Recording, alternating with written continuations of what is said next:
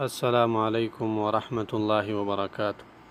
سوال یہ ہے کہ کیا قربانی کے بدلے اس کی قیمت کا صدقہ کر سکتے ہیں یا نہیں؟ اس مسئلے میں صحیح قول یہ ہے کہ قربانی ہی کرنی چاہیے، خون ہی بہانا چاہیے، اور اس کی قیمت کا صدقہ ہم نہیں کر سکتے۔ مطالب اولی النہا میں یہ بات ذکر ہے کہ امام احمد رحمہ اللہ سے یہ بات منقول ہے کہ سب سے بہترین عمل جو انسان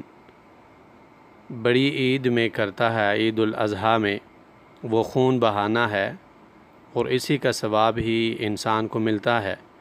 اور اس دن اس سے کوئی بھی عمل افضل اور بہتر نہیں ہے۔ اسی طرح امام ابن قیم رحمہ اللہ نے تحفۃ المودود باحکام المولود میں ایک قاعدہ ذکر کیا ہے، اور وہ قاعدہ یہ ہے کہ شریعت جب بھی کسی چیز کے ذبح کے بارے میں ہمیں کہے تو اس میں ذبح ہی افضل ہے، چاہے ہم اس کی قیمت